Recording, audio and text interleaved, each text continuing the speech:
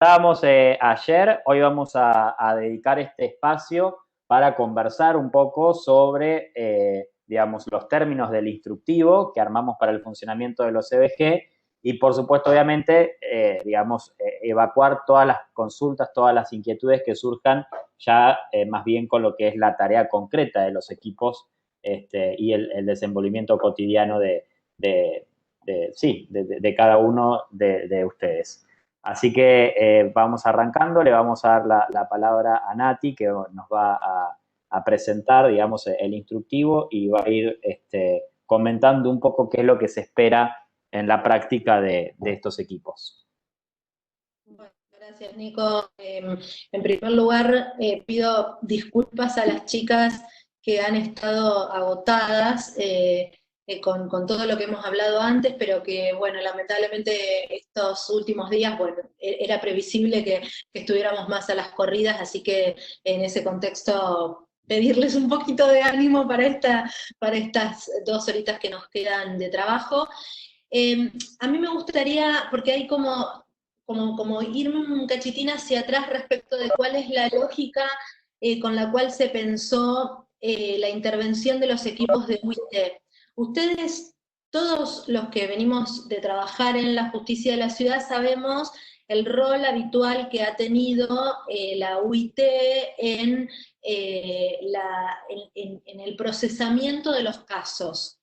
Si bien con distintas cargas, por ejemplo en la sur un 50% del trabajo pasa a equipo, mientras que en la norte un 20%, a veces un 30% pasa a equipo, mientras todo el resto es procesado en la UIT, en el caso de los casos de violencia de género, se había tomado una decisión en la cual todos los casos, el 100% de los casos, eran pasados a equipo. De allí que se instaló la lógica de que ningún otro operador del sistema estaba en condiciones de procesar ese tipo de casos si no era el propio fiscal especializado. Y la lógica que nosotros intentamos trasladar a la conformación de estos equipos es que se sumen profesionales especializados al análisis preliminar de los casos para que en un primer momento se puedan filtrar aquellos casos que en principio nosotros mismos, si fuéramos integrantes de un equipo fiscal, descartaríamos. Históricamente tuvimos esta discusión respecto de hay casos que no debieran llegar al equipo. Me refiero a aquellos casos en donde, por ejemplo, ocurrieron en Morón y sabemos de antemano que el caso es de Morón, no tiene ninguna razón de ser que el caso esté en el equipo fiscal especializado. Me refiero al típico caso de autor desconocido, en donde hagamos lo que hagamos, no vamos a encontrar porque la víctima no nos aporta ningún tipo de herramienta para poder ubicarlo, o porque lo único que hay que hacer es ir a pedir una cámara de seguridad que quizá nos arroja alguna información. Entonces, a mí me encantaría empezar trasladándoles una tranquilidad. Si bien el trabajo habitual de las UIT es la del filtrado de la mayor carga de trabajo, aún suponiendo en el caso de la sur que el filtro sea de la mitad de la carga de trabajo, o en el extremo opuesto de la norte, en donde el filtro es muy amplio, en el caso de los casos de violencia de género, la expectativa que tenemos de filtro es un filtro menor, un filtro base, un filtro que tiene que ver con evitar el traspaso de casos que de antemano se sabe que son imposibles de investigar o irrelevantes desde el punto de vista de la investigación. Allí también podremos ir desde la Secretaría de Política Criminal metiendo mano a ciertos criterios que por el momento no hemos bajado, pero porque en realidad quisiéramos tener una primera prueba respecto de cómo se va manejando esta situación, de otro tipo de casos que quizá por las características, por la expectativa de pena o por ciertas circunstancias propias de la política criminal, al propio Estado prefiera como de alguna manera no darle la respuesta punitiva. Pero no es ese el esquema de trabajo con el que estamos proponiéndoles trabajar al día jueves, sino que para el día jueves lo que va a tener que descartar el equipo de UIT especializado es todo aquel caso que de antemano sabíamos que no iba a pasar los filtros dentro de los equipos. Esto para llevarles tranquilidad. Y lo siguiente es que el equipo va a hacer un montón de esas tareas que son quizá a la luz de la mirada del equipo especializado, perdón, de la fiscalía especializada, como más de índole administrativa, pero que centralizados en un órgano que se ejecuta todas estas tareas de manera conjunta, pueda hacerse de forma mucho más eficiente y pueda no recargar a los equipos en la realización de aquello que efectivamente deben hacer. Y esta es otra mirada que les quiero trasladar, porque hasta ahora no ha habido por parte de la Fiscalía General una política de revisión de qué es lo que se hacía con cada uno de esos casos. Hasta ahora, de alguna manera, si bien nosotros hicimos estudios de cómo se concluían los casos o cómo se terminaban o qué se hacía con los casos, lo cierto es que no hubo de alguna forma una publicación.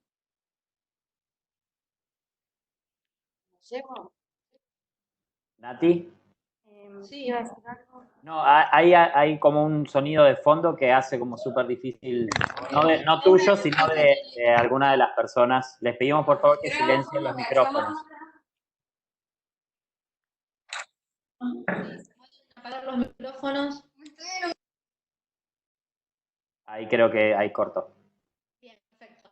Entonces lo que les decía es, hasta ahora no ha habido esa búsqueda o esa mirada vinculada a cuál es el resultado final de las investigaciones, pero tengan presente que la lógica de haber creado un equipo para el filtrado de aquellos casos que no son relevantes, justamente tiene como puntapié final de todo este trabajo el que los equipos puedan hacer mejores investigaciones y llegar a mejores resultados en aquellos casos en que sí es relevante la intervención, en los que sí es relevante que intervenga la fiscalía y que llegue a buen resultado en los casos. Como para sintetizar, los únicos casos en donde puede haber de alguna manera una decisión de los equipos tempranos respecto de casos que puedan ser de gravedad son en los casos en donde no está instada la acción, que puede venir un caso de riesgo alto, que hemos visto que hay muchos, riesgo alto con la acción no instada. Ese es el tipo de casos que puede llegar a quedarle al equipo para su trámite y que en realidad puede, en la jerga de quienes venimos a trabajar en equipos, quema. ¿Sí? Es el caso que requiere una intervención, pero que de alguna forma la intervención va a estar dentro del equipo de especializados. ¿Sí? Para evacuar dudas generales, que por supuesto, como tenemos este formato que nos permite ir interrumpiendo, si a alguien le queda duda, sería buenísimo ir resolviéndolas en el momento para avanzar. El equipo no hace carga de casos. La carga de casos la hace o la UOD a través de los casos que le llegan de OBD o la UIT común, y les va a derivar los casos en los cuales considera en principio que estamos ante un supuesto de violencia de género.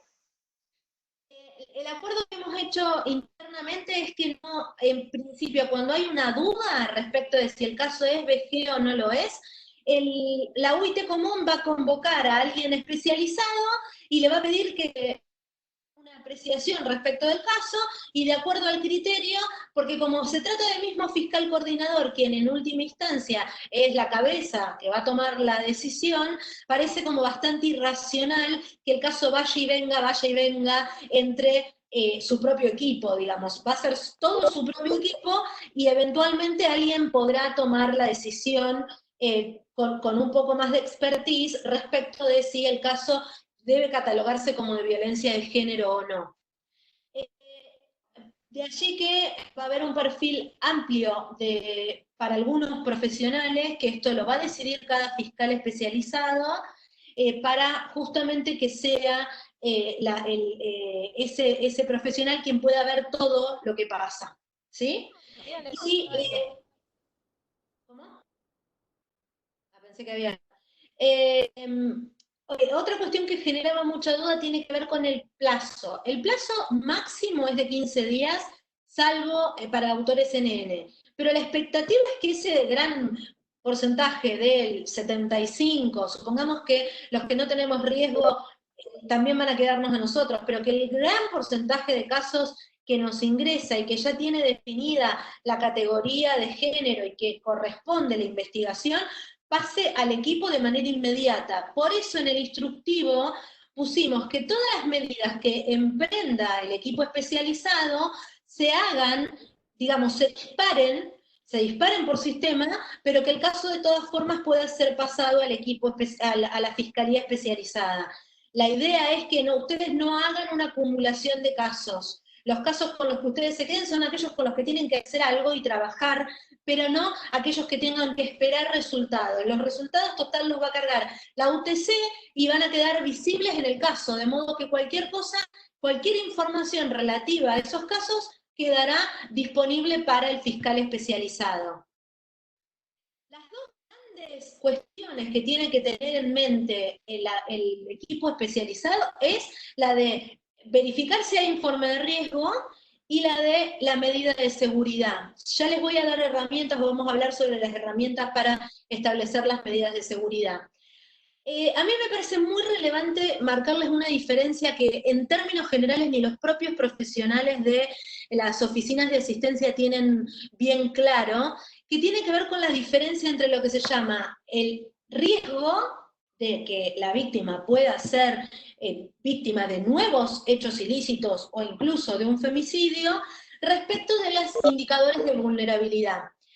Hay indicadores que se pueden mirar a la luz del riesgo y a la luz de la vulnerabilidad, pero esto no quiere decir que ambos sean lo mismo. Los indicadores de riesgo, yo se los pongo de esta forma, pero para que ustedes puedan entender bien la diferencia, tienen que ser mirados desde un punto de vista objetivo. ¿Esto qué quiere decir?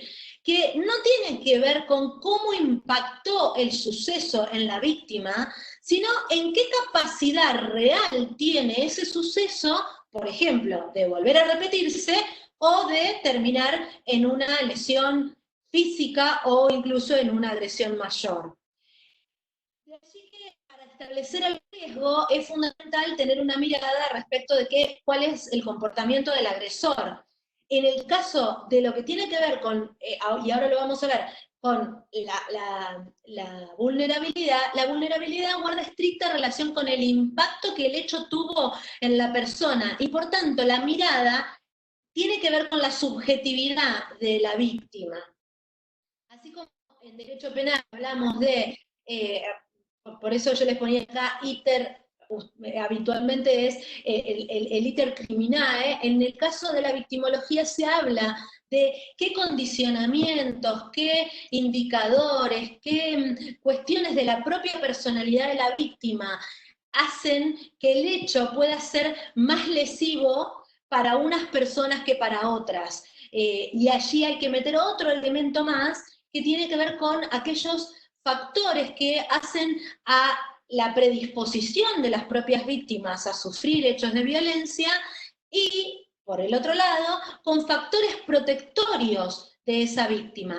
Toda esa información que es muy difícil de recabar a veces y que es bastante complejo interpretar, es lo que de alguna manera necesitamos que ustedes tengan bien en claro en el momento inicial de la denuncia, que muchas veces lo tomamos muy a ciegas porque tenemos muy poca información en los casos, como para saber qué posibilidad real hay de que este agresor vuelva a provocar un hecho de estas características.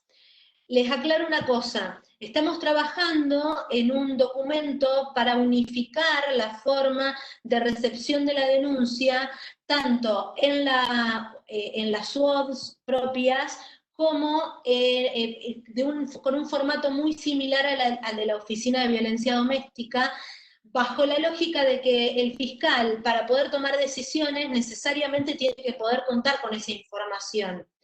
¿Y a qué información me refiero? La información vinculada a la cronicidad de la violencia, así la víctima minimiza la situación o la tiene tan naturalizada que hace de cuenta que esto es algo más de lo que en realidad no, ni siquiera hace muestras de temor o de miedo.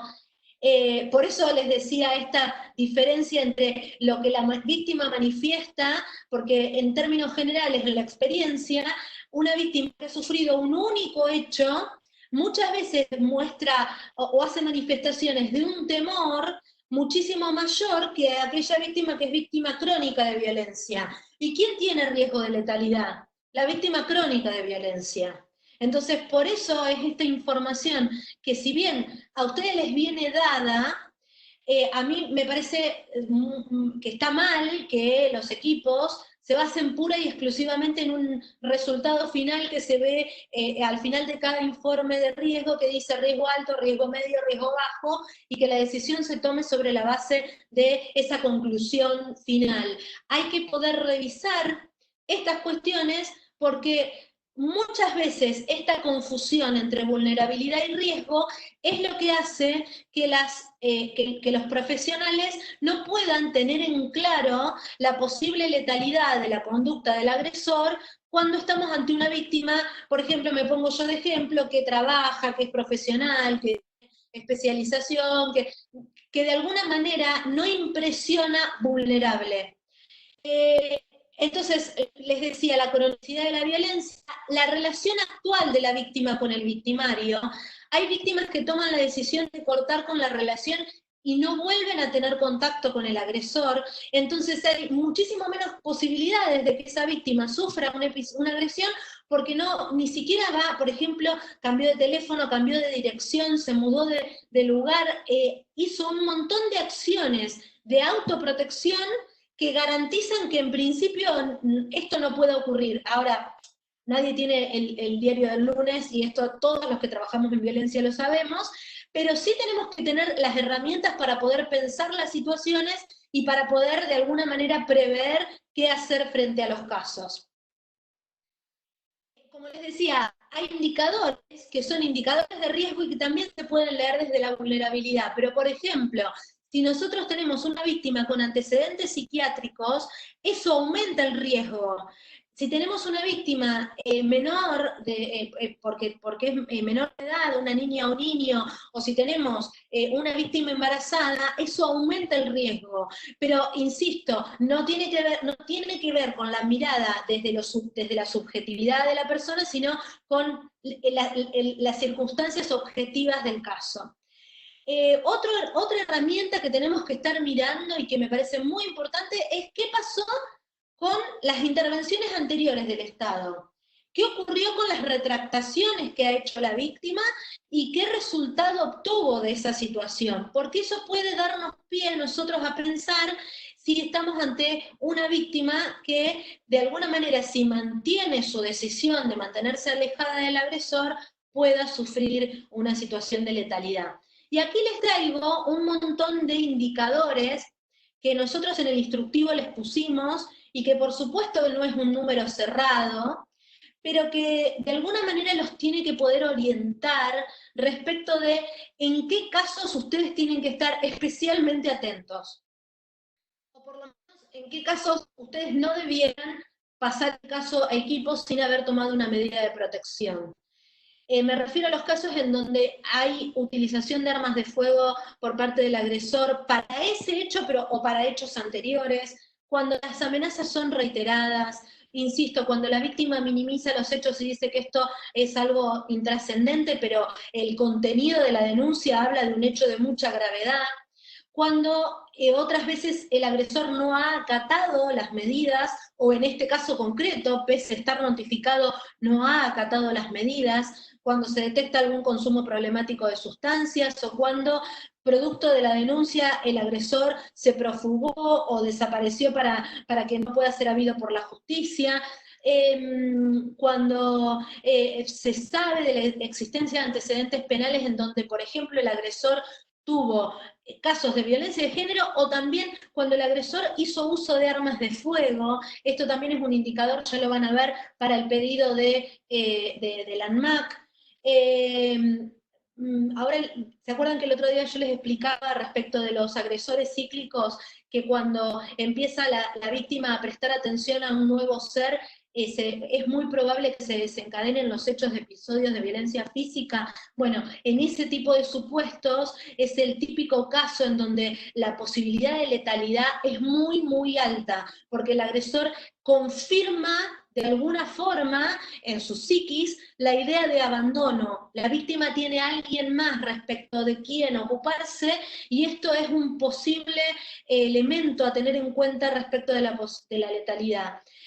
Y por supuesto, cuando la víctima toma la decisión de separarse y sostiene esta idea de separarse, es cuando más posibilidades hay de que el agresor vuelva a echar mano a la agresión.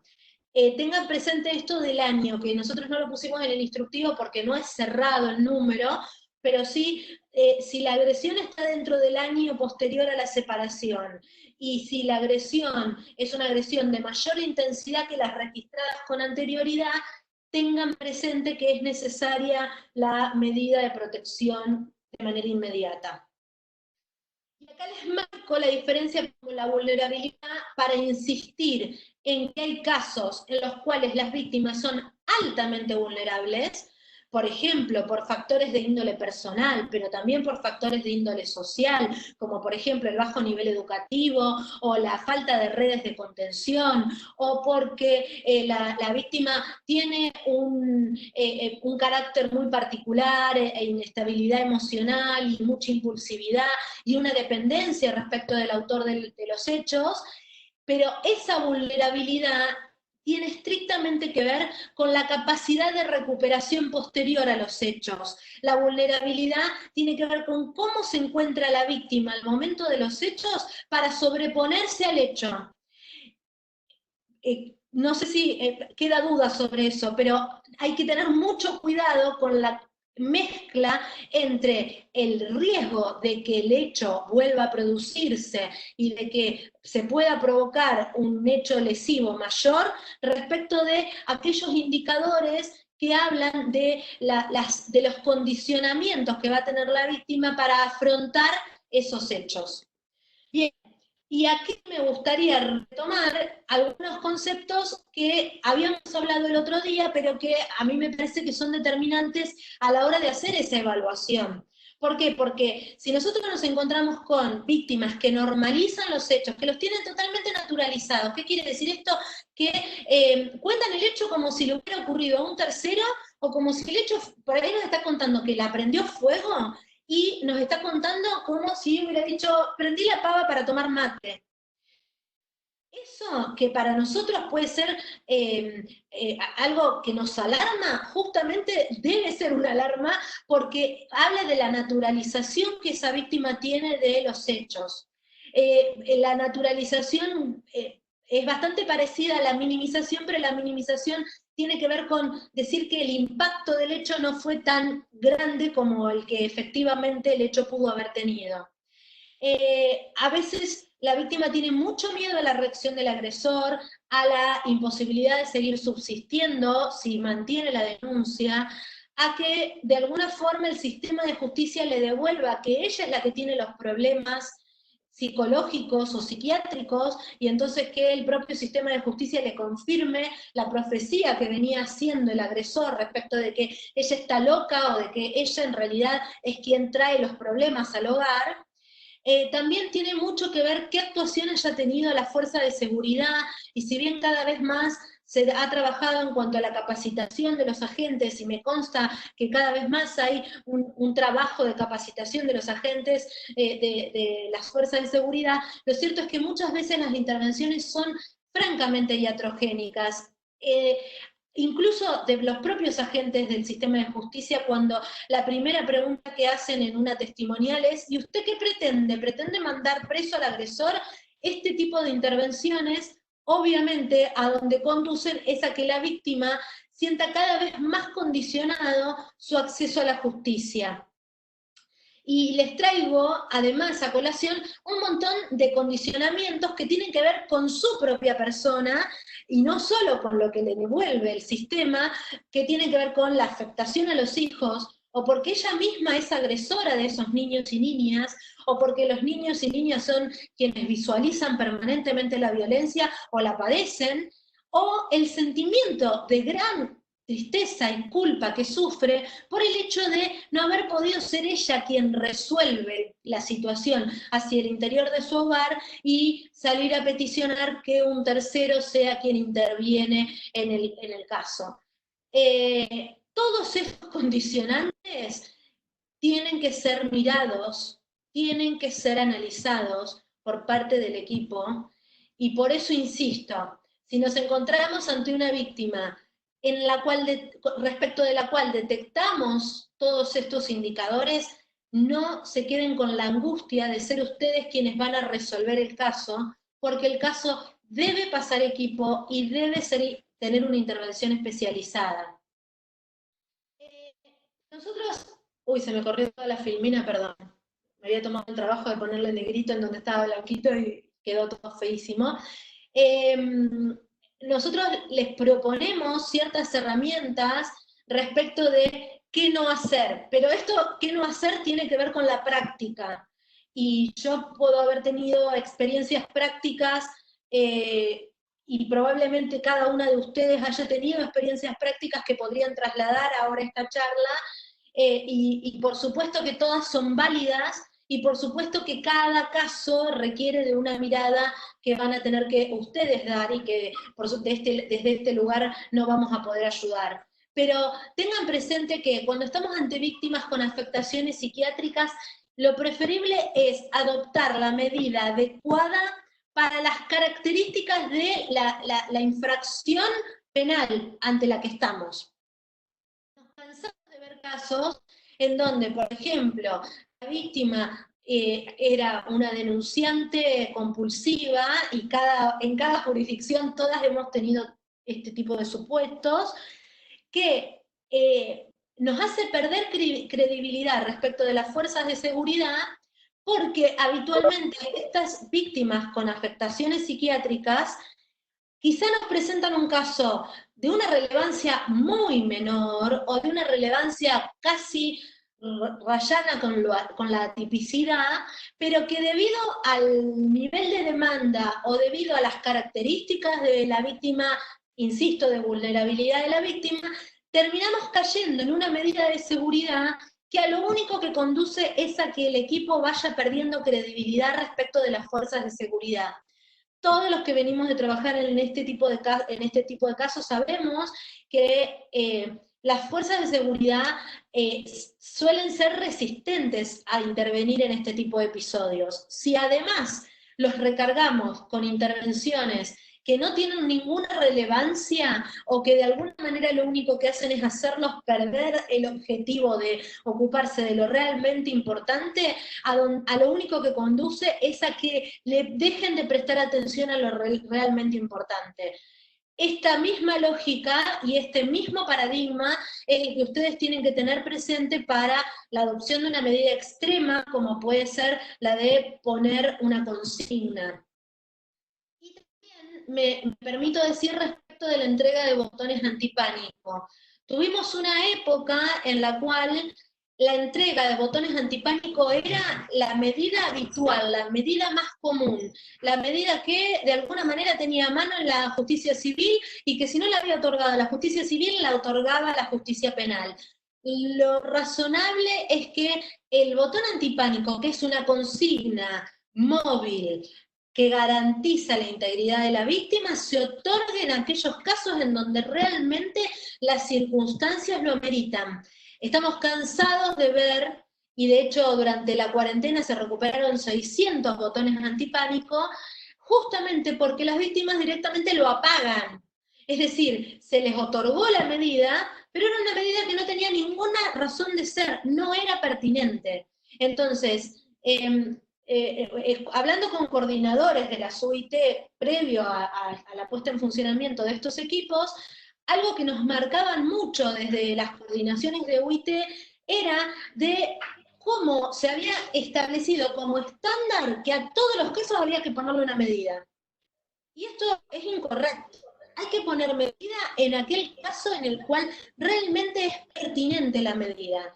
Por eso, cuando la OFABIT otorga el número de teléfono del móvil 100 de cada comisaría, ¿qué sentido tiene que después mandemos las medidas del 37, que están con un formato preimpreso y que no dicen nada, y que por supuesto la policía va a las 4 de la mañana a tocarle timbre a la víctima, a decirle, señora, si me necesita, este es mi teléfono, cuando en realidad ya es una medida que hicimos previamente, que la Fiscalía otorgó, y que por supuesto era lo más adecuado para garantizar que la víctima no se sintiera expuesta frente a la presencia del móvil policial. Dentro de toda la tarea que van a tener que hacer, además... Perdón, Nati. Sí.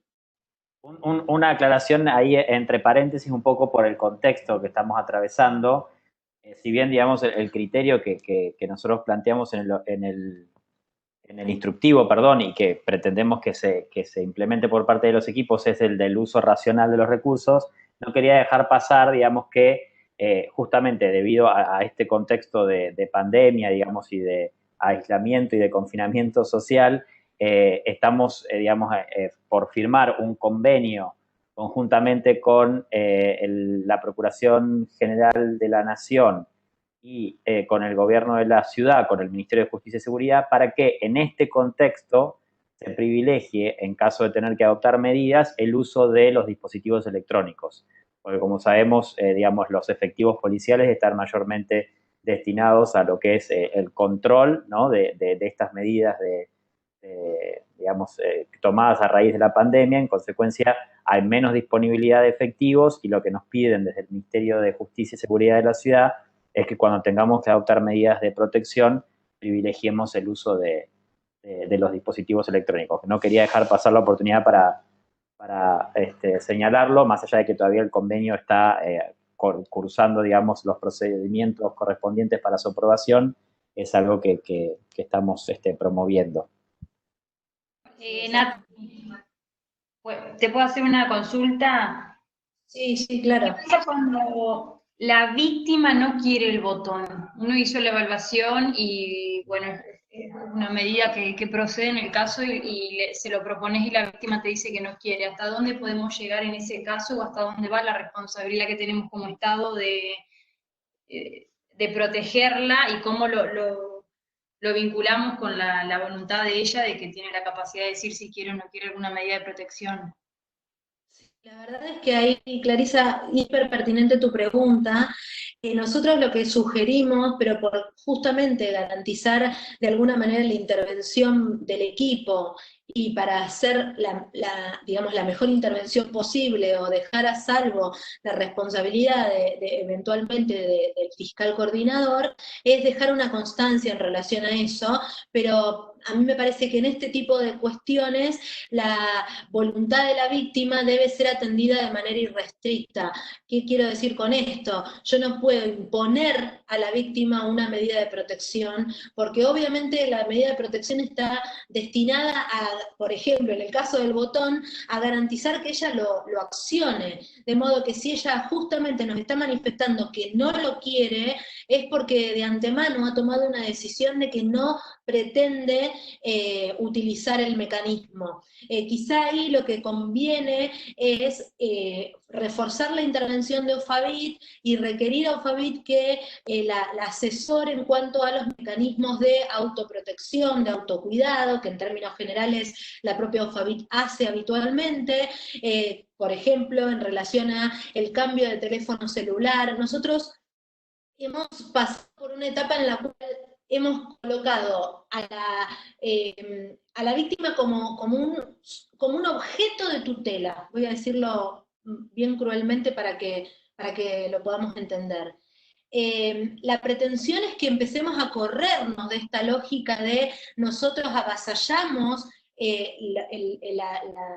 los intereses, los deseos y hasta la voluntad de la propia víctima, porque aun cuando nosotros sabemos de todos los condicionamientos, esos condicionamientos no van a suplir su voluntad. Digamos, tarde o temprano la víctima no va a accionar el botón antipánico. Entonces, en vez de descartar un botón para quedarnos tranquilos nosotros de que hemos hecho más de lo que la propia víctima pretendía, lo que eventualmente podemos hacer es hacer una constancia, dejar una constancia de que, por ejemplo, se procuró determinada medida de protección, pero la víctima manifestó que no. Y entonces se le asesoró sobre, por ejemplo, el cambio de teléfono celular, el cambio de rutina, el cambio de circuitos por los cuales transita. Hay un montón de medidas de autoprotección que puede adoptar la víctima que quiere hacer que los hechos no vuelvan a repetirse, y no se olviden que en este tipo de supuestos, la gran mayoría de las víctimas que minimizan, que naturalizan esto que decía antes, en términos generales son las mismas que más dificultades tienen para protegerse. Entonces, nosotros, en términos generales, lo que puede pasar es que, por ejemplo, nosotros avancemos por medidas que tengan que ver con prohibirle al agresor acercarse a ella, supongamos que es una medida bien adecuada para que sea en cabeza del agresor quien deba responder ante el Estado producto de la violencia que él perpetró, pero no podemos poner en cabeza de la víctima, o por lo menos desde mi perspectiva, la víctima debe, su voluntad, su interés en el caso, tiene que primar frente a, por ejemplo, la tranquilidad del fiscal coordinador de que le di el botón y chau. ¿Contesté, Clarisa? Sí, perfecto, Nati, gracias. Avanzamos, si les parece, con respecto... Sí. Mira, mi consulta es la siguiente. ¿Qué pasa en los casos en los que OFABIT, fundándose en el temor de la víctima, recomienda la entrega de un botón de pánico y desde el equipo se considera que no hay tal gravedad como para otorgárselo? En ese caso que hay un... Pablo, ustedes son... Escucho mucho ambiente. Pablo, el equipo a cargo del fiscal coordinador es quien toma las decisiones. Y la OFABIT podrá hacer mucha... por supuesto que la mirada interdisciplinaria va a ser muy importante, y de hecho venimos de hablar de eso con el equipo profesional de OFABIT en comunicación con las coordinadoras. Pero la decisión final de la medida más adecuada es del equipo, de ustedes. Por tanto, si no es pertinente el botón, será... a veces las víctimas vienen a pedirlo al botón, porque alguien les dijo, no, pero andá a hacer la denuncia para pedir el botón. Y a mí me parece que es muy negativo, pero fundamentalmente para la efectividad de la medida, no para otra cosa, porque en realidad yo quiero que cuando hay una víctima que efectivamente corre riesgo de letalidad, que acciona el botón, la policía llegue, y llegue en tiempo oportuno, no que llegue media hora después. Entonces, cuanto más los vendemos como caramelos, que en algún punto es lo que yo he visto que ha ocurrido, me ha pasado de ver casos en donde, por ejemplo, la denunciante hacía denuncia en representación de un tercero y le daban el botón a ella. Entonces, cuanto más los entreguemos como caramelos, menos posibilidades vamos a tener de que la medida sea eficaz.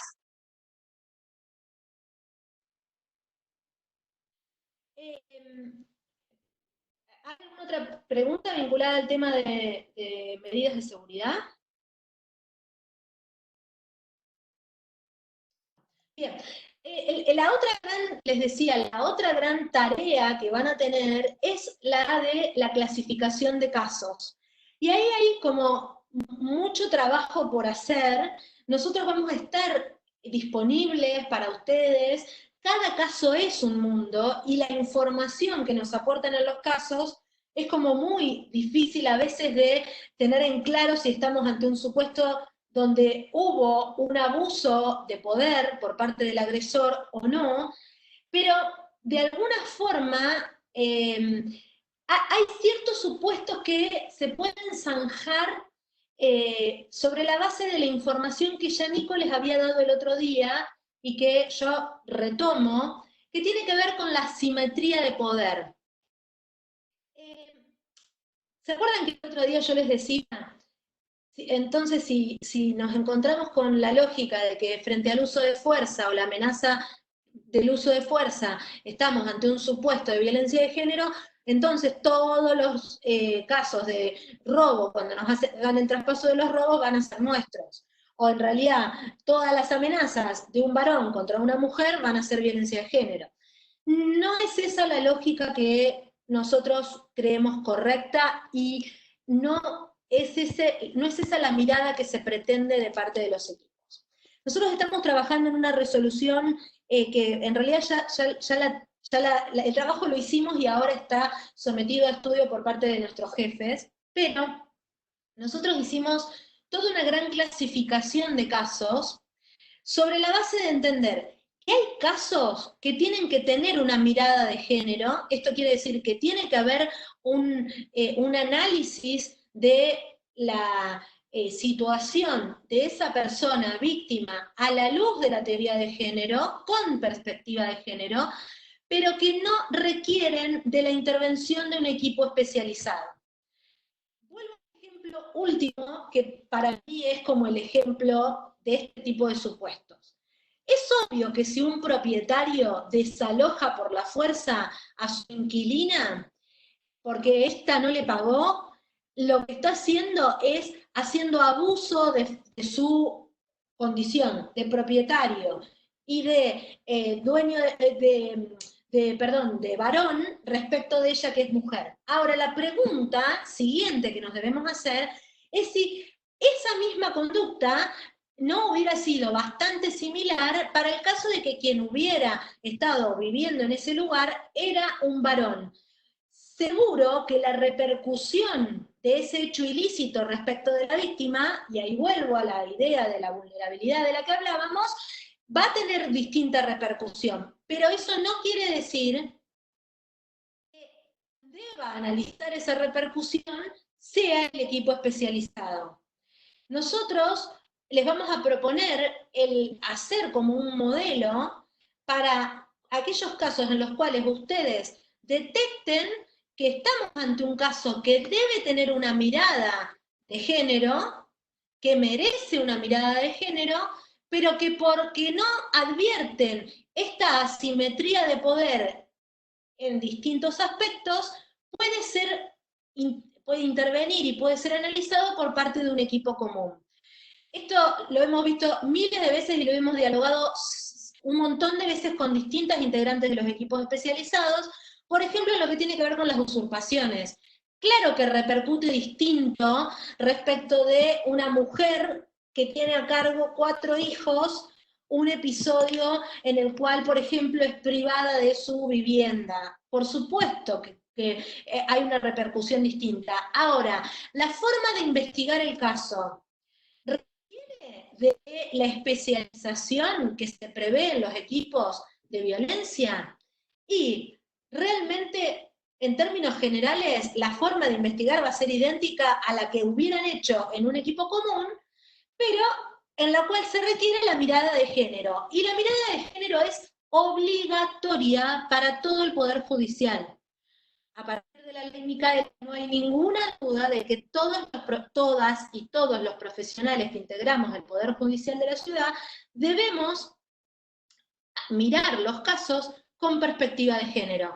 De allí que, si es necesaria la intervención especializada, irá al equipo especializado, a la fiscalía especializada.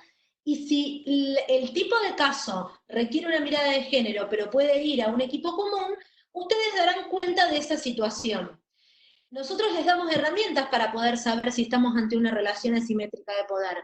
Una de ellas es el uso de la fuerza o de la amenaza de la fuerza.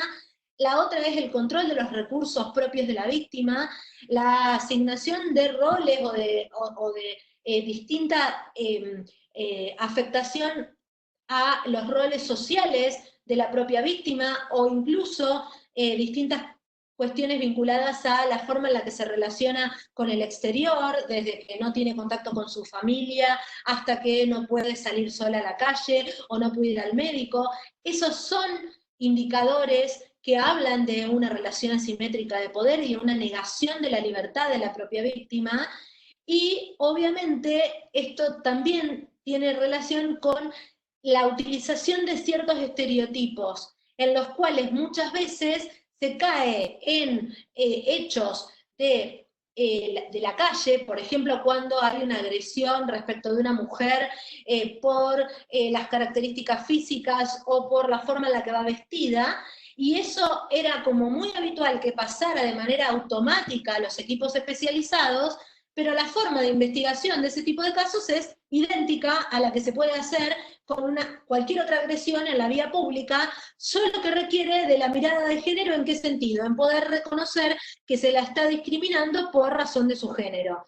Entonces, insisto, para poder saber si estamos ante un caso que requiere la intervención del organismo, o de la Fiscalía Especializada, perdón, donde vamos a tener que apuntar es a analizar si estamos ante una relación asimétrica de poder.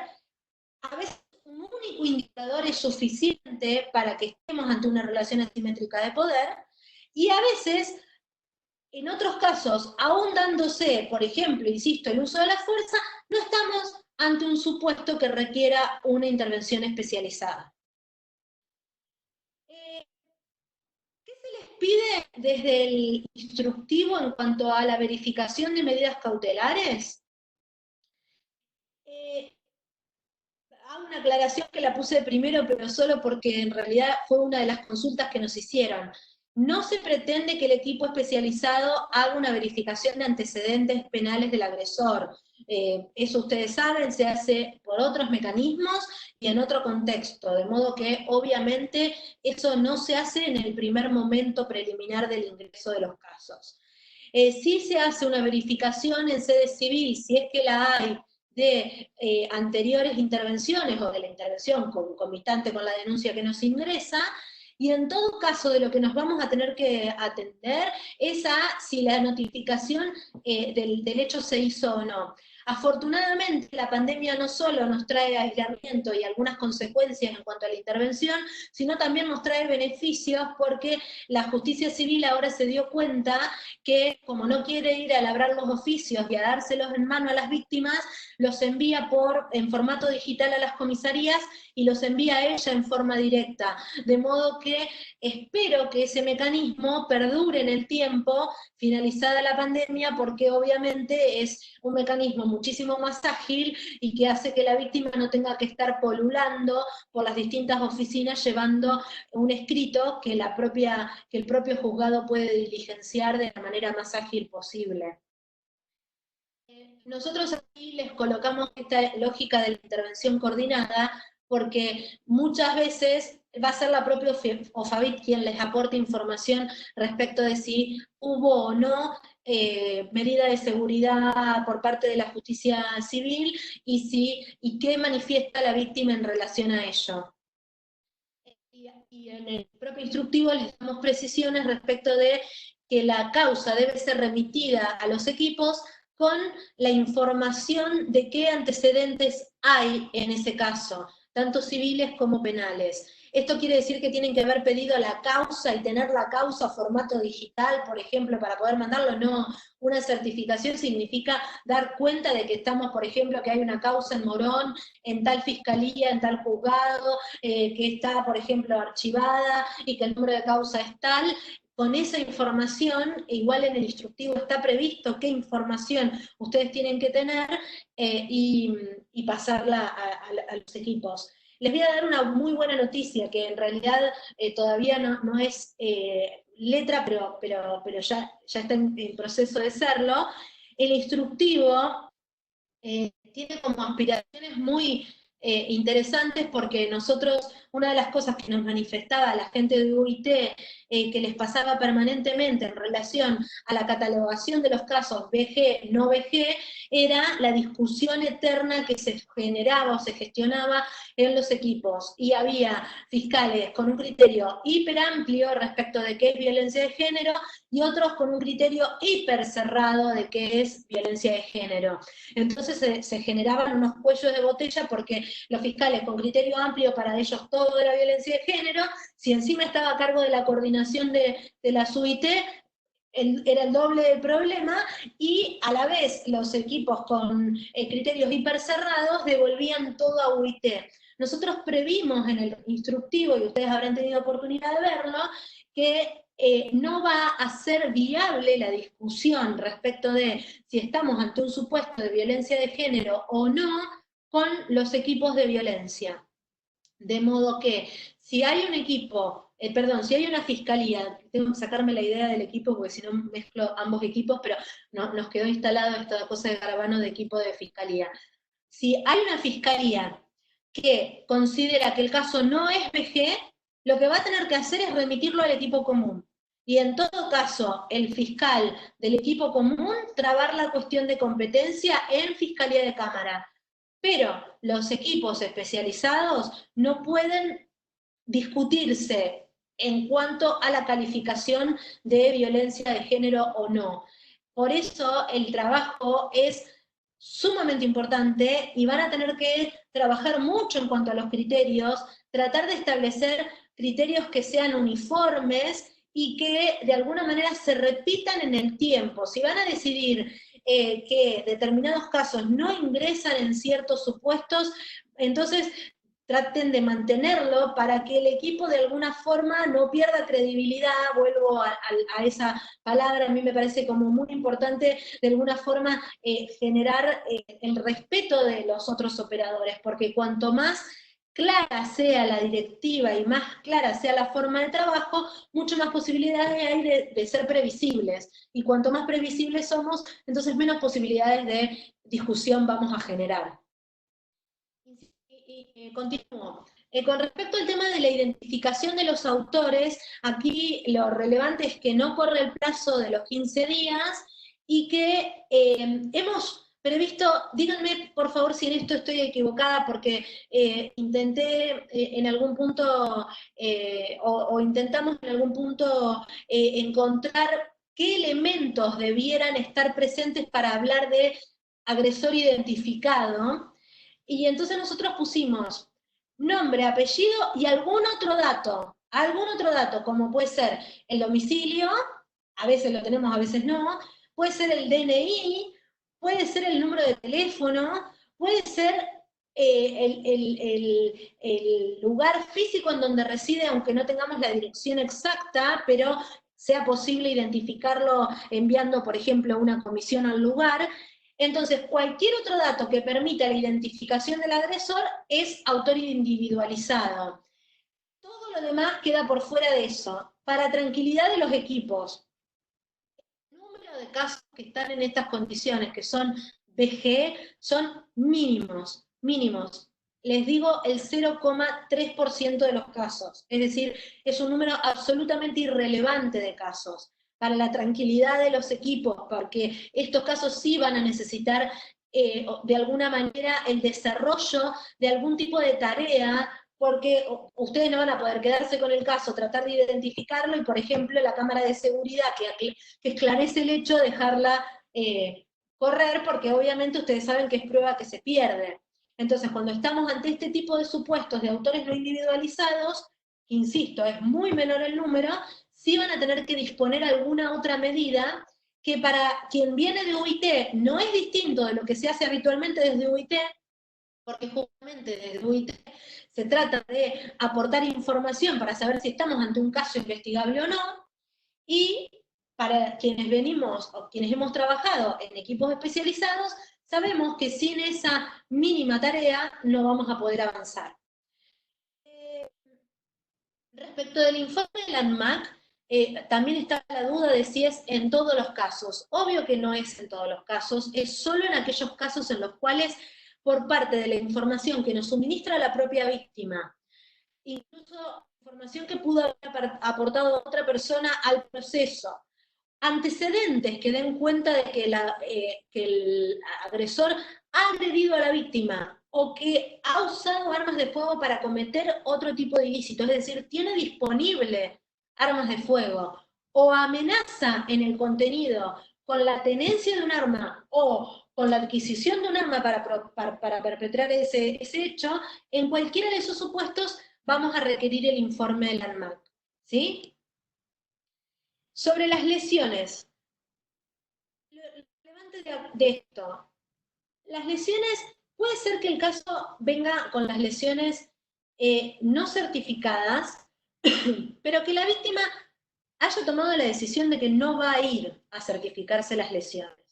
Nosotros dejamos allí la puerta abierta para que la propia OFABIT pueda darnos información sobre esta falta de voluntad de la víctima, y nosotros también les dejamos la puerta abierta para que aún en ciertos supuestos en los cuales no vamos a poder certificar las lesiones, de todas formas ustedes puedan remitir el caso a la Fiscalía. ¿Cuál va a ser ese supuesto? El supuesto en el cual la Fiscalía puede investigar de todas formas una contravención, como puede ser la del maltrato físico, o otro delito, por ejemplo, una privación de la libertad o una amenaza, y el caso sea de tal relevancia que requiera la intervención del equipo especializado. Supongamos, si estamos ante un caso de una lesión denunciada, que es hecho único, que no volvió a repetirse, que no tenía antecedentes de violencia, y que la víctima dice, no tengo ningún interés, no me voy a ir a hacer certificar las lesiones, es un caso de estos que les decía al principio, que el equipo especializado puede descartar. Y una cosa más, que a mí me parece muy importante, y que si quieren también podemos trabajar en modelos únicos, es sobre qué le pedimos a los médicos, porque hay siempre mucho error en relación a eso, al menos es lo que yo he visto en mi trabajo, que tiene que ver con pedirle a los médicos que nos digan ante qué lesión estamos.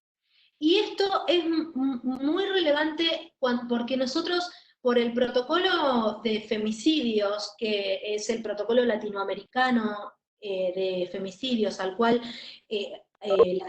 la UFEM ha hecho un documento, digamos, que adapta a las normas de nuestro país, y que nosotros estamos trabajando para adaptar también hacia el interior del Ministerio Público.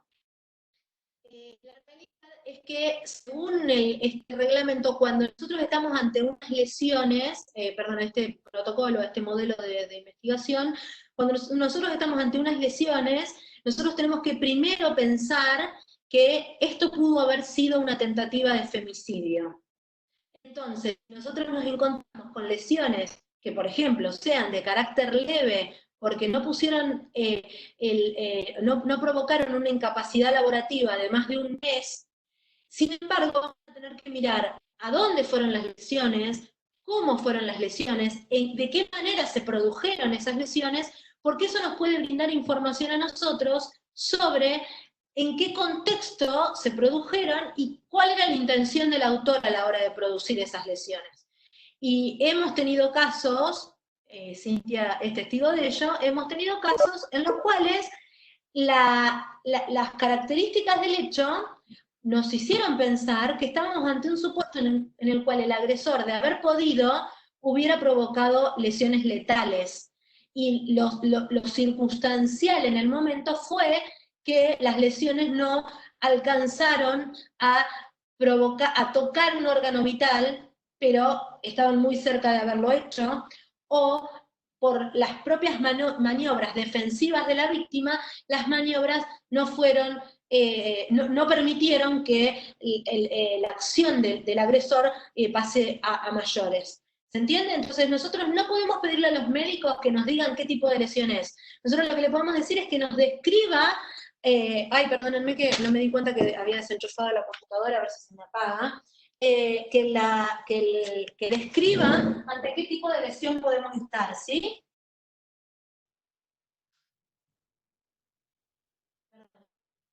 Perdonen porque si se me apagaba la computadora iba a perderlos. Entonces, que el profesional de la salud nos diga, la lesión, por ejemplo, fue en el abdomen y cerca del abdomen está, supongamos, tal órgano. Bueno, eso es lo que a nosotros nos tiene que permitir hacer el encuadre jurídico del hecho, y no que el médico nos diga estamos ante una lesión leve. Casos, esto nos vamos a tomar el trabajo de explicarlo, y si es necesario lo volveremos a retomar más adelante. Pero, a ver, se interviene ¿Cuándo interviene la OFABIT? Digamos, la OFABIT interviene ante supuestos en los cuales, me falta como parte de la información, bueno, no importa, no se preocupen. La OFABIT va a intervenir de manera automática, pero porque el equipo le dé el carácter de automático, es decir, el equipo va a tener que cliquear para que la OFABIT intervenga en todos los casos de violencia de género doméstica, ¿sí? Todos los casos en donde hay una intervención de género que requiere una mirada interdisciplinaria, porque se trata de un supuesto de violencia doméstica, va a requerir la intervención de la OFABIT. Hay excepciones a ese supuesto que está dado por los casos de incompetencias y los casos de atipicidad. Vamos a suponer un caso de atipicidad en donde el hecho que denuncian es un hecho muy menor, pero que tiene unos antecedentes de violencia muy graves. Es el típico supuesto en donde, si bien el resultado final pueda ser el de la decisión de atipicidad, de todas formas el equipo especializado decida darle intervención a la OFABIT, ¿sí? En el resto de los supuestos de violencia de género, que es de género pero que no encuadra en el ámbito doméstico, en esos supuestos solo por decisión, por criterio de los equipos especializados, es que va a tomar intervención OFABIT. ¿Cuál es la lógica de esto? Tratar de evitar que OFABIT se sobrecargue de casos en los cuales finalmente no le pone ningún tipo de valor agregado a la intervención, porque directamente la descarta, porque sabe que existe la intervención, pero la descarta, ¿sí? Entonces, para evitar esa lectura, que de alguna manera lleva trabajo, directamente eliminamos ese pase automático. Y hay un número de supuestos en los cuales, si bien el caso es de violencia de género o de violencia de género doméstica, el equipo estaría en condiciones de tomar una decisión temprana, porque en principio, por las características del caso, por las características del hecho, no se advierte la necesidad de una intervención penal en el caso. Me refiero al típico caso que uno dice, esto no tiene ningún sentido que esté tramitando en la justicia penal, a ese tipo de supuestos. Entonces, nosotros como equipo especializado le vamos a poder pedir un diagnóstico a la OFABIT para que la OFABIT nos diga si el caso, por ejemplo, a la luz de la intervención interdisciplinaria,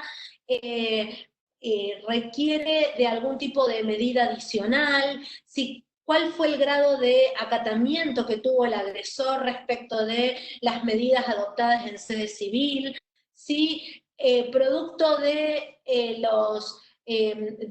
la decisión que se tomó en sede civil, la víctima se siente satisfecha la intervención de la justicia y no tiene interés en continuar adelante, o incluso respecto del grado de vulnerabilidad que pueda tener la víctima en razón de sus propias características personales para el afrontamiento de estos hechos, y toda esta información que nos pueda dar OFABIT puede ser lo que finalmente determine si el caso merece ser remitido a equipo o es posible que se archive en esta instancia por parte de los equipos especializados.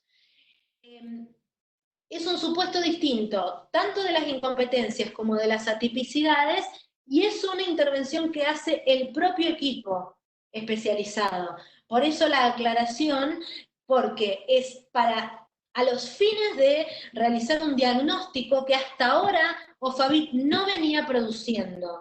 Hasta ahora OFABIT nos venía haciendo un informe de riesgo, nos venía haciendo un informe de asistencia, pero no nos daba cuenta, a veces sí, depende del operador también, con un poco más de precisión, a veces con un poco menos, sobre cuál fue el resultado de las intervenciones anteriores, cuál es el grado de vulnerabilidad que tiene la víctima, y eventualmente qué consecuencias tuvo en esa persona en particular el hecho de haber sido victimizado.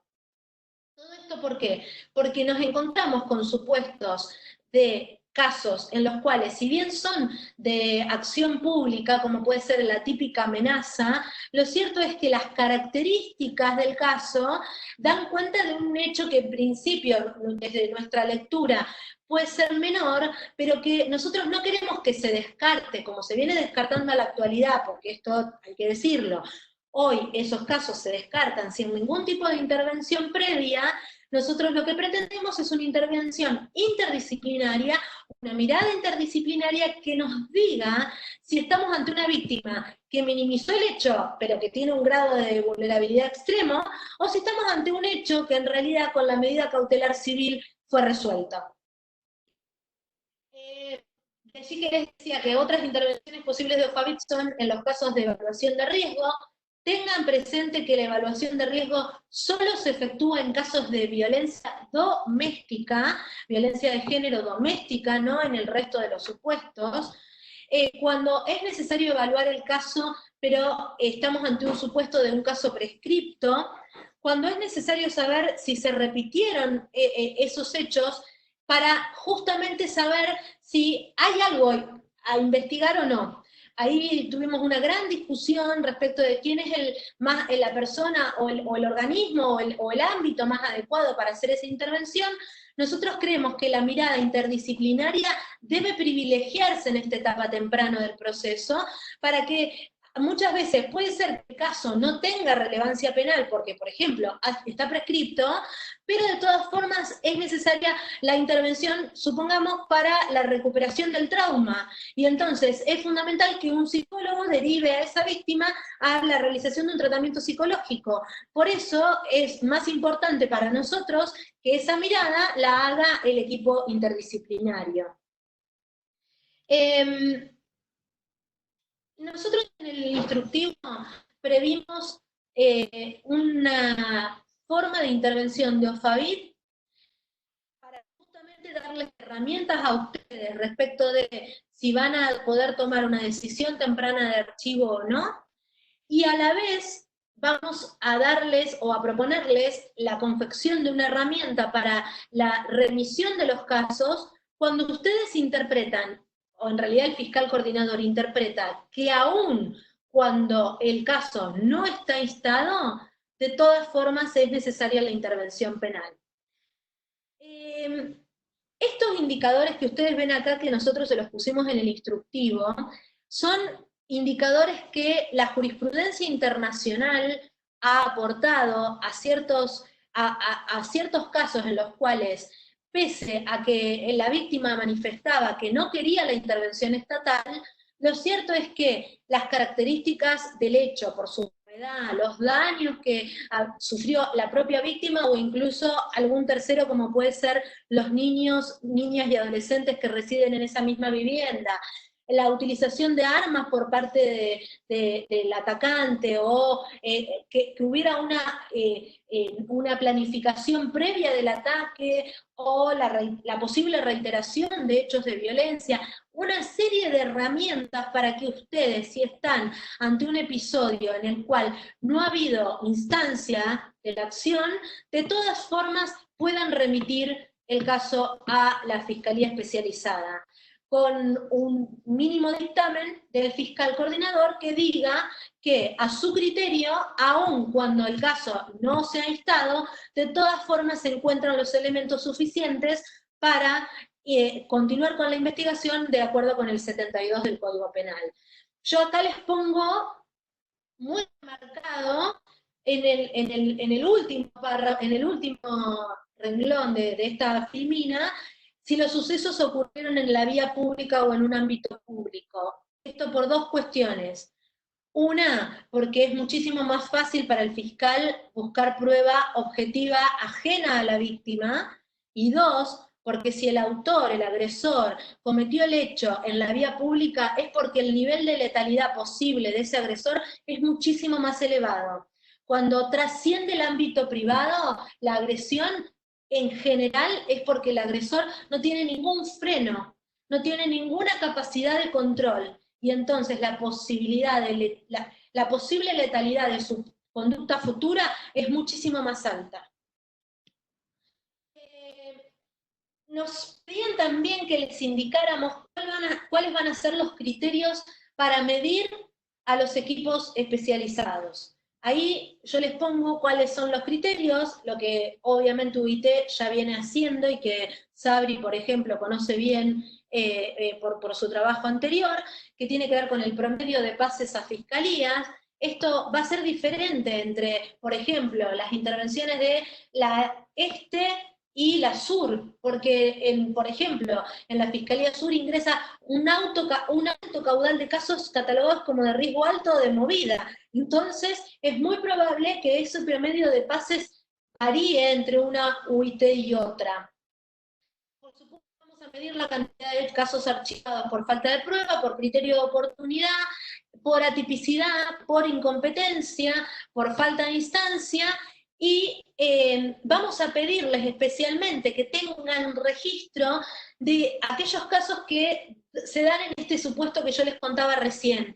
Es decir, que para criterio del fiscal coordinador era un supuesto en el cual se daban las condiciones para que el caso sea investigado igual por parte de esa unidad, y como el fiscal coordinador es quien justamente tiene la tarea de coordinar la distribución de trabajo de toda la unidad, será el fiscal coordinador quien tome la decisión de aquellos casos en los cuales, por las características del caso, aun cuando la víctima no haya instado la acción, quiera de todas maneras pedir la intervención del equipo especializado. Aquí les pongo un criterio de registración. Todos los que hemos lidiado con el kiwi sabemos que la forma de registro tiene mucho que ver con el operador de turno y con la cantidad de opciones del desplegable que se nos aparece. Nosotros les proponemos una registración con criterio único, unificado, y les pido perdón si esto puede dar lugar a una modificación de ciertos criterios anteriores que ustedes venían usando. Por ejemplo, nosotros hemos analizado todos los archivos durante un periodo de tiempo de 2 meses de las fiscalías especializadas. Entonces, me he encontrado infinidad de casos contravencionales que están registrados como casos archivados en materia penal por aplicación del criterio de oportunidad, por el inciso E. Nosotros les proponemos que los casos en los cuales se archiva por criterio de oportunidad sean registrados en el sistema Kiwi como casos contravencionales cuando son contravencionales. Es decir, que el criterio primero de registración es, ¿estamos ante una denuncia de 52 o estamos ante una denuncia de 149 bis? Si estoy ante una denuncia de 149 bis, registro el caso con el Código Penal, con el Código Procesal Penal, perdón. Si estoy ante una contravención, lo que tengo que usar para la registración es el Código Contravencional, aun cuando el Código Contravencional no me da herramientas desde la descripción que hace el Kiwi sobre la aplicación del criterio de oportunidad. Vamos a trabajar también en ese punto respecto de si hay que hacer alguna modificación, porque el 41, inciso A, habla de la imposibilidad de promoción de la investigación. Obviamente, cuando yo aplico criterio de oportunidad, estoy ante un supuesto de que no voy a promover la investigación. Pero, insisto, nosotros tomamos como decisión que los equipos de género registren de manera unificada. El primer criterio, entonces, de separación de la registración es contravención o régimen penal. Y dentro de lo que tiene que ver con los distintos supuestos, hemos tomado una decisión respecto de aquellos supuestos de falta de instancia. En el caso contravencional, ustedes saben que el propio artículo 40 remite el propio artículo 41 remite al artículo 40, inciso 5, que habla de la renuncia del damnificado, entonces podemos registrarlo en esos términos. En el caso penal no tenemos esa oportunidad. Lo que nosotros decidimos es que esos casos no sean archivados como falta de prueba, sino que sean archivados como criterio de oportunidad. ¿Por qué? Porque si nosotros consideráramos que el caso merece la promoción de la investigación, porque, insisto, se dan las características para que el caso de todas formas sea investigado por parte del fiscal, en ese caso, el archivo final, si es que se termina archivando el caso, podrá ser por falta de prueba porque no pude ubicar los elementos necesarios para el esclarecimiento del hecho. Mientras que si estamos ante un supuesto de falta de instancia, en la cual la propia UIT especializada dice, bueno, perfecto, yo en este caso no encuentro indicadores que merezcan que el caso sea remitido a equipo, estoy aplicando oportunidad. Estoy aplicando un criterio por el cual yo estoy diciendo, este caso no merece ser investigado. ¿Me siguieron hasta ahí? Espero no verlos, pero espero que haya sido claro, y si hay alguna duda me lo preguntan. Si Sí, quieren... igual, Nati, perdón que te interrumpa, Diego, pero esto, o sea, esta última cuestión, digamos, como de el seguimiento de la tarea de los equipos, no está incluida en el instructivo, pero después vamos a armar un documento para acercárselos, digamos, y que pueda ser circulado y trabajado por los equipos. O sea, no solo va a quedar en esta presentación, sino que después vamos a pasar para que lo puedan tener más en claro y podamos ir haciendo, digamos, esta tarea de seguimiento del equipo de manera conjunta. Perfecto. ¿Por qué esto de los criterios de registración? Porque en el momento de hacer el análisis de cuáles son los resultados, con lo que nos encontramos en términos generales es que la única forma de saber cuál fue el trabajo y cómo se hizo es ingresando caso por caso. Y si bien, obviamente, no tenemos inconveniente en hacerlo, y lo hemos hecho para hacer justamente el diseño de la tarea que ustedes van a llevar a cabo, lo cierto es que el interés es poder dar cuenta de qué tipo de trabajo han hecho ustedes de aquí a futuro y cuáles son los resultados de esta tarea que ustedes van a emprender, y para eso es fundamental tener criterios unificados. De allí que les íbamos a hacer una propuesta, por supuesto que esto es una propuesta y no debe ser tomada si alguno de los equipos no está de acuerdo, pero nosotros queríamos proponerles trabajar en algunos documentos para hacer circular una serie de párrafos como unificados, comunes, que hayan pasado por los filtros de estas miradas fundamentalmente del derecho internacional de los derechos humanos, para darles herramientas a los equipos y que los equipos puedan trabajar de alguna forma tranquilos de que los argumentos que van a utilizar son los adecuados. Por eso les queríamos proponer, si ustedes están de acuerdo, el armado de aquí al viernes de un modelo de archivo por prueba y un modelo de archivo por oportunidad a la unidad fiscal un modelo de archivo de atipicidad penal por una parte y contravencional por la otra a la unidad norte, uno de falta de instancia penal y contravencional a la unidad sur, y lo que les decía antes, la remisión del caso, pese a la falta de instancia por parte de los equipos, y aquí me faltó agregar la remisión del caso con mirada de género, pero en el cual se considere que no es necesaria la intervención del equipo de la fiscalía especializada. Si no les puedo ver la cara, no sé, Nico, si vos los tenés a todos visibles, pero si están de acuerdo, la idea sería poder trabajar en unos modelos.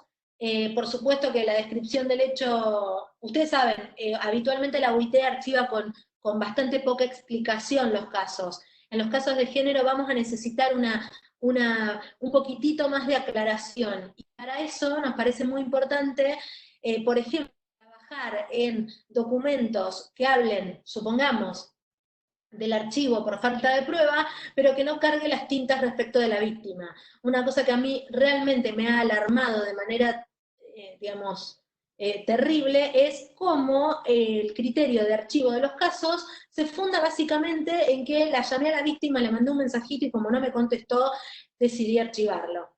y entonces pongo en cabeza de ella la responsabilidad de lo que yo no hice. Y a mí me parece que nosotros podemos archivar, no digo que las UIT, los equipos especializados no puedan hacer archivos de casos, pero en orden a los argumentos deben ser otros. Los argumentos tienen que poner la mirada en, bueno, la imposibilidad de avanzar con la investigación en la búsqueda de otras pruebas, o el análisis de qué condicionamientos pudo haber tenido la víctima para aportarnos esa información, y, por ejemplo, dar cuenta de que con todos esos condicionamientos nosotros no hemos podido barrer los obstáculos, pero que no es responsabilidad de ella, sino responsabilidad del propio fiscal el no haber podido barrer esos obstáculos. ¿Se entiende la diferencia? Creo que para nosotros es fundamental hacer un cambio de mirada, y me parece que las responsabilidades internacionales de las que hablábamos ayer guardan estricta relación con no tener en claro cuál es el rol de la fiscalía en este tipo de casos. La fiscalía debe buscar la prueba. Si la víctima no me la aporta, tiene que buscar la prueba, y si no puedo avanzar, no es responsabilidad de la víctima, es responsabilidad del fiscal. Y quiero concluir, por lo menos esta parte, hablándoles de lo que significa la revictimización.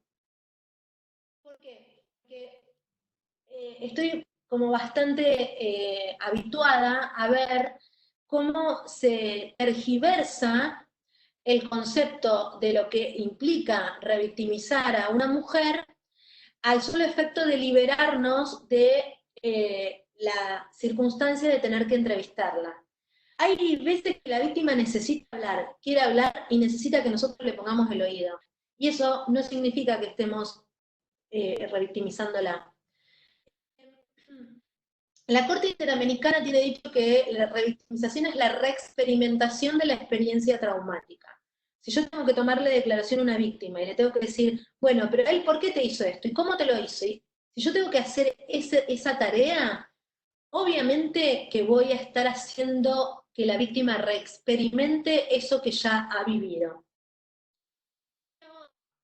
La verdad es que cada uno de nosotros y de nosotras, en términos generales, eso lo tenemos muy claro, y ya sabemos que eso es revictimizar y que eso no lo queremos para nuestras intervenciones. A mí me parece muchísimo más difícil detectar esas intervenciones que guardan relación con los procesos burocráticos que nosotros mismos como Estado desarrollamos, imponemos, generamos, al solo efecto de quedarnos tranquilos. Y entonces nos importa bastante poco las veces que llamemos a la víctima, nos importa bastante poco las veces que le pidamos a la víctima información, siempre y cuando el equipo profesional, el fiscal coordinador o el fiscal especializado, quien fuera, se queda tranquilo respecto de que hicimos lo que teníamos que hacer. El otro día nos contaba un fiscal una intervención en donde para pedirle a una víctima de 76 años en el contexto de esta pandemia, se le pedía al fiscal que convoque a la víctima a la comisaría por tercera vez, porque ya había ido a OBD, había ido a la comisaría, y le pedía una tercera intervención para que describa el color de las armas. A eso me refiero cuando estoy hablando de los procesos burocráticos. Cuando nosotros focalizamos nuestra atención en sacarnos los problemas que nos pueda acarrear la intervención, en ese caso, para liberarnos a nosotros de la responsabilidad, sin atender a las necesidades de las víctimas, esa es una intervención revictimizante. A mí me resulta muy claro el decreto reglamentario 1011 de la ley 26485, y por eso se los voy a leer textualmente, porque me parece que describe con total certeza, con total claridad, cuál es una intervención revictimizante. Y entonces dice el reglamento que es revictimización el sometimiento de una mujer agredida a demoras, derivaciones, consultas inconducentes e innecesarias, como las declaraciones reiteradas, responder sobre cuestiones referidas a sus propios antecedentes o conductas que no están vinculadas con el hecho y que por supuesto exceden el ejercicio de defensa de la parte, a tener que acreditar cosas que no están previstas en la propia norma, como por ejemplo su integridad moral, al objeto esto de exámenes repetitivos, estamos hartos de ver cómo el informe del hospital no le alcanza a los jueces y entonces necesitamos además mandarlo a hacer el informe médico forense. La verdad que lo que tenemos que mandarle al médico forense es el informe del hospital para que el médico forense nos describa qué tipo de lesiones son, qué tipo de características de lesiones tenemos. Y no que volver a ver a la víctima para otra vez volver a hacer el mismo proceso revictimizante. Las intervenciones que son, exámenes que son superfluos, excesivos, por suerte esto está bastante más zanjado, pero era muy habitual mandar a las víctimas a hacer intervenciones psiquiátricas o psicológicas para ver si no nos estaban mintiendo, si no estaban locas. Y entonces concluye el artículo: toda práctica, proceso, medida, acto u omisión que implica un trato inadecuado, así de fácil, un trato inadecuado. Y por tanto, si ustedes quieren, desde el punto de vista objetivo, vamos a tratar de mirar a los equipos especializados sobre la base de qué va el equipo, a qué va a los fiscales, qué se investiga, qué no se investiga. Desde el punto de vista subjetivo, lo que vamos a estar mirando es si las víctimas no encuentran en los equipos especializados un obstáculo para el acceso a la justicia. Ustedes son el mecanismo para descartar lo que no vale la pena y son el mecanismo para adoptar decisiones tempranas, para unificar aquellas cuestiones vinculadas a la toma de decisiones en materia de medidas de seguridad, de medidas inmediatas que son fundamentales para que la víctima no se encuentre en riesgo. Todo lo demás debe quedar en manos de los equipos especializados, de las fiscalías especializadas, para que hagan la investigación que corresponda. Con eso por concluido, más allá de que por supuesto intuyo, debe haber un montón de cuestiones que quieran consultar, por supuesto estamos con Nico a disposición.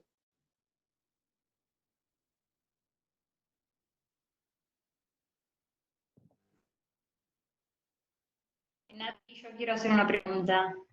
Sí.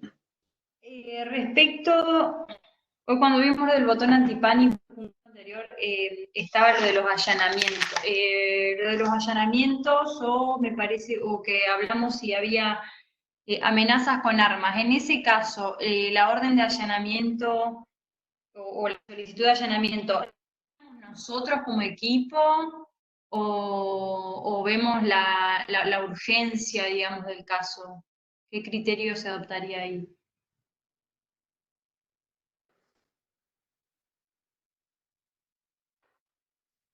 Me apagué, me parece, ¿no? Perdón, estaba hablando sola.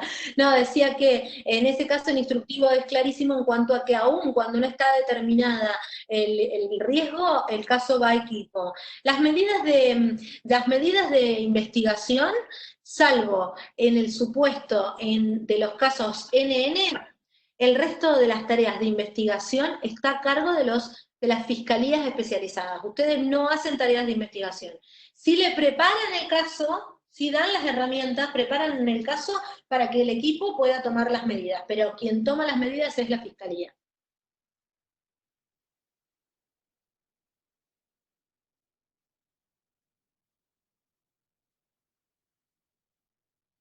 Cintia, estás hablando, pero no, tenés el teléfono, el micrófono apagado. Y aparte te veo tosida, no sé si a todos les pasa lo mismo. Ahí está. No puedo habilitar el micrófono.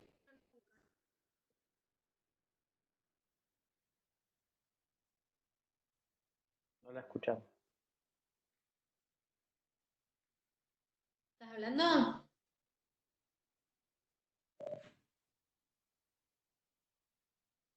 El micrófono habilitado.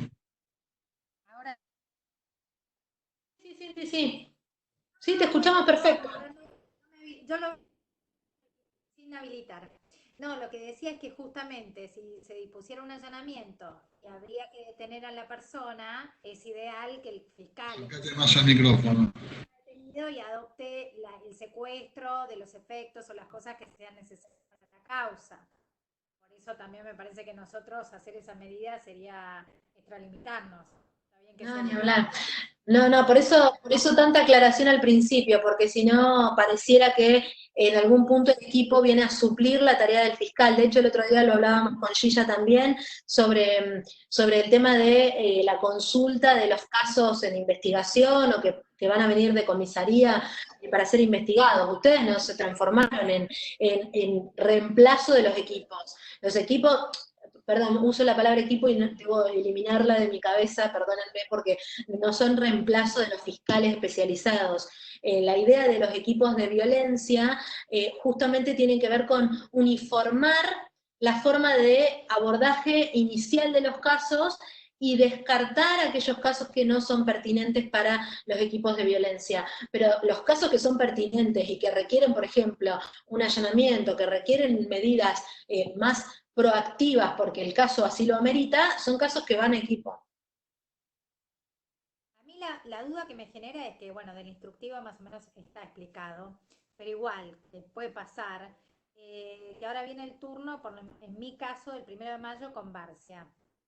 Yo lo que digo es, todas las consultas de 8 a 15 horas van a ser con nosotros, el fiscal coordinador. No. Las consultas son con los fiscales. Ustedes no, digamos, imagínate si al fiscal coordinador le recargara, porque, a ver, que nosotras secretarias, otra vez no te escucho sin ti.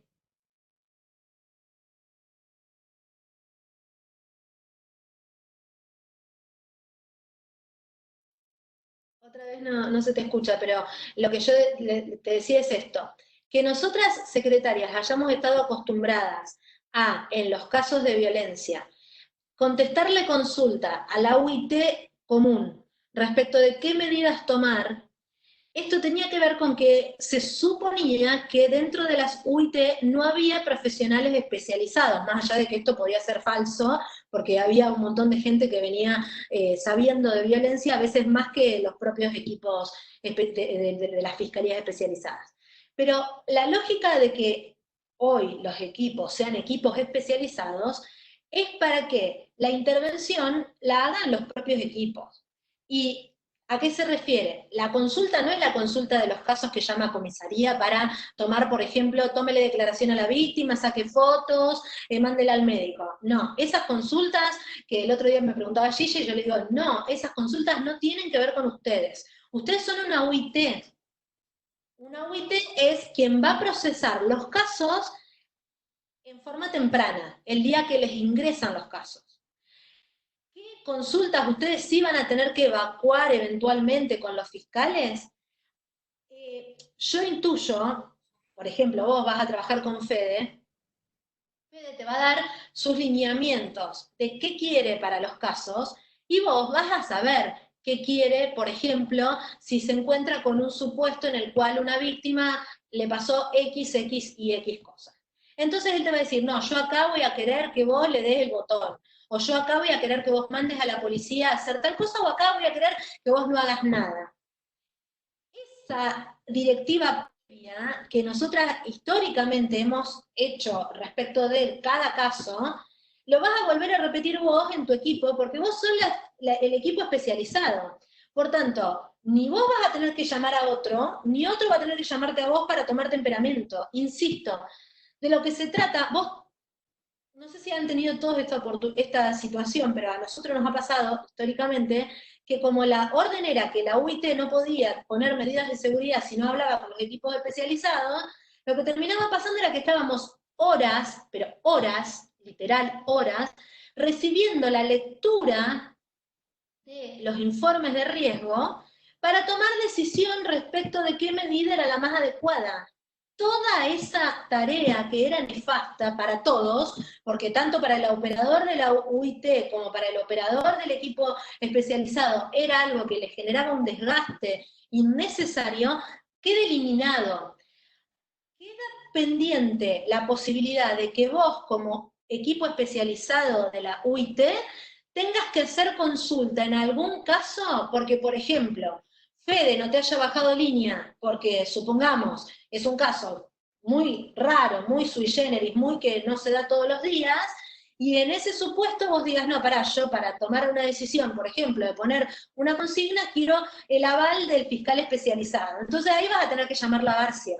De lo contrario, vos no vas a hacer nada, ¿entendés? No vas a hacer ningún llamado. Nadie te va a hacer llamados a vos, ni vos vas a tener que hacer llamados a nadie. La idea, insisto, del equipo especializado es que ustedes sean quienes hacen el análisis y eventualmente el filtro de los casos, pero que no se transformen en un pasamanos, porque si no es una vez más una intervención que no tiene ningún sentido. Y el Estado le paga a un fiscal de cámara una fortuna para que en realidad ponga un sello y lo mande a otro lado. No tiene lógica, no puede funcionar así. Claro, perdón, pero es la verdad, digamos, no puede ser, digamos, esa lógica es la que nosotros tratamos de eliminar, que todavía por ahí puede dar lugar a ciertas cuestiones que se puedan todavía producir, sí, es posible, pero lo razonable, lo lógico, es que el equipo especializado es especializado porque va a tomar decisiones.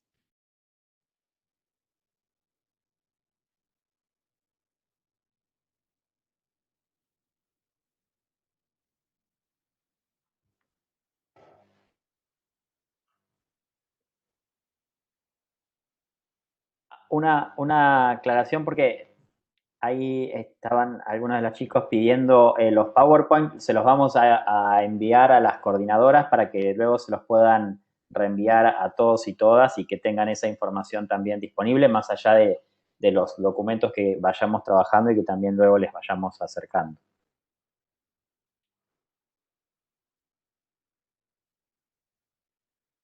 Cintia, no sé si estás, no se escucha. No sé si. Ah.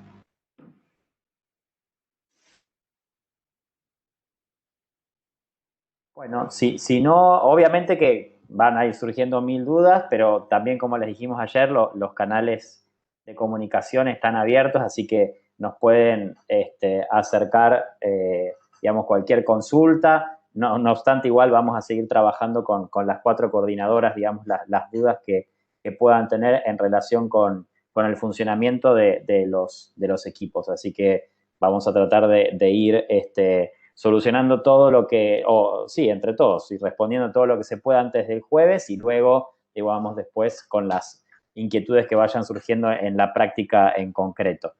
Mañana va a ser la última, digamos, como jornada de entrenamiento. Vamos a dividirnos en 2 sesiones, una de 11 a 12:30 y la otra de 14 a 15:30. Después les vamos a mandar cómo nos vamos a dividir. Seguramente van a ser por equipos. La idea de dividirnos es para que, digamos, lo que tiene que ver con el manejo de la plataforma lo podamos hacer en grupos más reducidos y pueda, digamos, generarse un mayor ida y vuelta. Así que esa es un poco la dinámica. Si alguno de los equipos que van a tocar a la mañana o a la tarde no pueden en su horario, obviamente no hay drama para que se conecte en el horario, en el otro horario, digamos, pero la idea es organizar en grupos más chiquitos. Así que después les vamos a enviar, digamos, la info de cómo nos vamos a distribuir. Si no hay otras consultas, damos por finalizada la sesión del día de la fecha.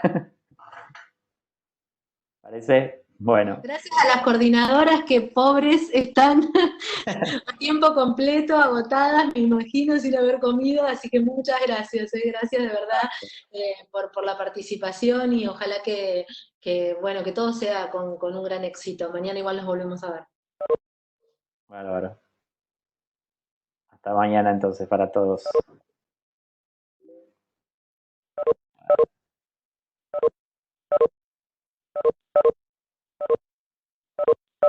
Bueno.